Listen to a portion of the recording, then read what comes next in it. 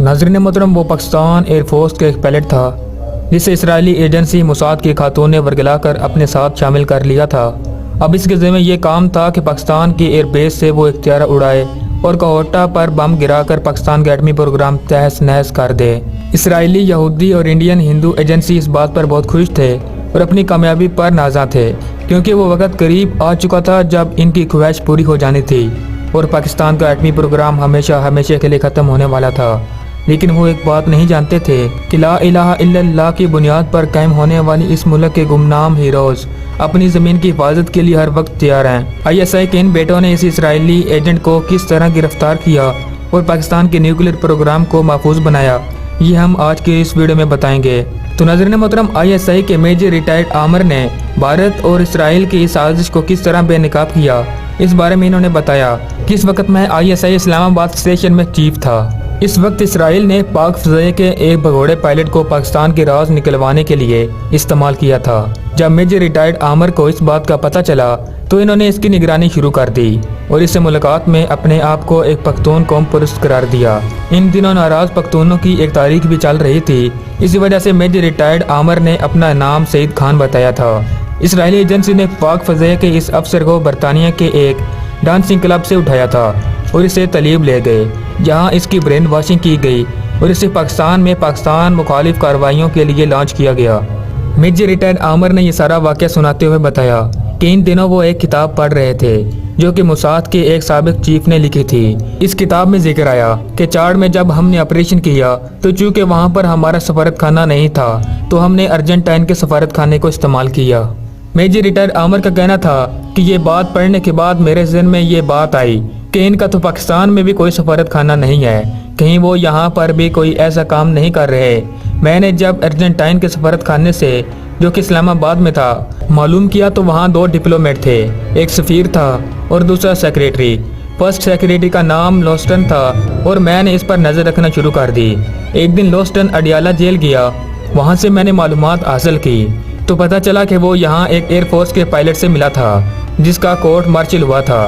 लोस्टन यहूदी था और अमरीकी सफारत खाने में बतौर डिफेंस भी काम करता था। इस तरह एक कड़ी मुझे मिल गई। जब पायलट रिहा होकर जेल से बाहर आया तो मैंने इसके पीछे एक आदमी को लगा दिया जिसने इसे मेरे बारे में बताया कि ये एक पख्तून है जो कि फौज से नाराज है। मेजर रिटायर्ड आमर ने कहा कि मैंने 2 साल इसके साथ काम किया और वतन अजीज़ के खिलाफ इसराइल और भारत का प्लान बेनकाब कर दिया। दोस्तों, ये कोई पहला वाक़या नहीं था कि जब इसराइल और इंडिया ने मिलकर पाकिस्तान के एटमी प्रोग्राम को ख़त्म करने की साजिश की हो। ISI के गुमनाम हीरोज़ इसलिए चौकन्ने और होशियार थे कि इससे कबल भी इसराइल और इंडिया ऐसी हरकत कर चुके थे। यह 80 की दहाई का दरमियानी अरसा था। इंडियन गुजरात के हमानगढ़ एयरफील्ड पर इसराइली जहाज़ों का एक स्क्वाड्रन पाकिस्तान के कोहटा एटमी प्लांट पर हमला करने के लिए तैयार था। ये प्लान इसराइल, अमेरिका और भारत ने मिलकर तैयार किया था, जिसके लिए 5 जंगी जहाज तैयार किए गए। इस भारतीय स्क्वाड्रन ने पाकिस्तान के अंदर बहरीन से गुजरने वाले एक बड़े मुसाफिर जहाज को निशाना बनाने का टारगेट रखा था और बादाज़ा इसी ने कोहटा एटमी प्लांट पर भी हमला करना था। एक बड़ा मुसाफिर बरदार जहाज जो सुबह सवेरे बहरीन के ऊपर से परवाज करता हुआ इस्लामाबाद जाने वाला था।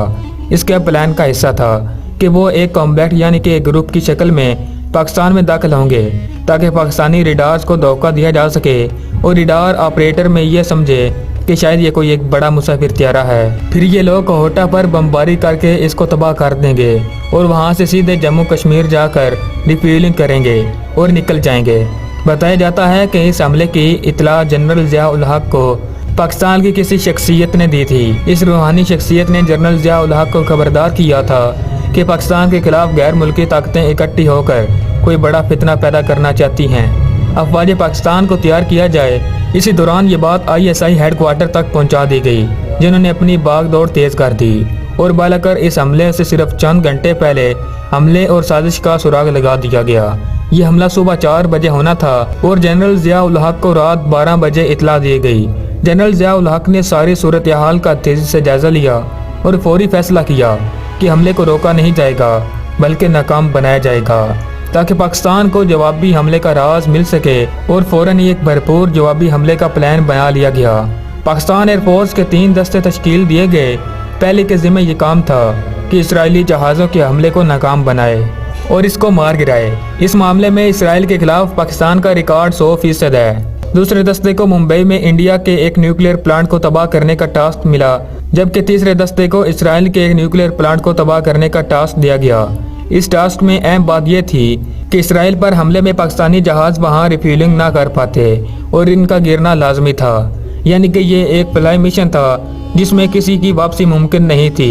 इस मिशन के लिए 4 जवानों की ज़रूरत थी, मगर एयरफोर्स के जवानों से जब पूछा गया तो 10 तैयार हो गए और इनमें 4 का इंतखाब करने के लिए बाकायदा कुरानंदाजी करना पड़ी। हर जवान ये एजाज़ हासिल करने के लिए बेचैन था कि वो इसराइल पर हमला आवर हो।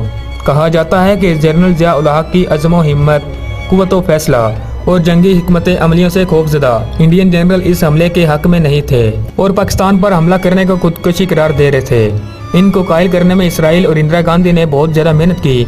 वो इस हमले को आलम इस्लाम के 2 बड़े दुश्मनों के खिलाफ इस्तेमाल कर रहे थे। एटमी क़ुव्वत से महरूम करने का एक सुनहरी मौका समझ रहे थे। अमेरिकी सैटेलाइट ने पाकिस्तानी जहाज़ों की गैर मामूली नकलो हरकत को नोट किया तो फौरन इन्होंने इसराइल और इंडिया को आगाह कर दिया और इन्होंने नहायत ही भोंडे अंदाज में अपने मिशन से पिसपाई अख्तियार कर ली। लेकिन इस बात को छुपाया भी ना जा सका और नतीजे में पूरी दुनिया में दोनों की बहुत बेइज्जती हुई और पाकिस्तान ने इसराइल को खबरदार किया कि ना पाकिस्तान इराक और ना ही पाकिस्तानी फ़ौज इराकी फ़ौज की तरह है। आइंदा ऐसी किसी भी मुहिम जोई इसराइल के लिए एक भयानक ख्वाब में तब्दील कर दिया जाएगा। दोस्तों, वो दिन हैं और आज के दिन इसराइल ने आज तक पाकिस्तान पर बराह रास्त हमला करने का ख्वाब नहीं देखा। हाँ, पाकिस्तान की सालमियत के खिलाफ इंडिया के साथ मिलकर साजिशें ज़रूर रचाई जाती हैं और इन साजिशों को भी ISI के गुमनाम हीरोज़ और वतन के बेटे नाकाम बनाते रहते हैं। ISI की कुव्वत का ये आलम है कि इसने काम वसाइल होने के बावजूद रूस जैसी सुपर पावर को अफगानिस्तान में ना सिर्फ शिकस्त दी, बल्कि इस जंग के नतीजे में रूस टुकड़े टुकड़े होकर तकसीम हो गया। रूस को दरअसल इस वक्त अफगानिस्तान पर कब्जे के बाद दरिया सिंध तक आना था। अफगान जंग हमारी सालमियत और अफगान की आज़ादी की जंग थी। मेजर रिटायर्ड आमिर ने बताया कि ज़िया दौर में CIA को अफगान कमांडरों से मिलने की इजाज़त नहीं थी। तमाम कंट्रोल ISI के पास था।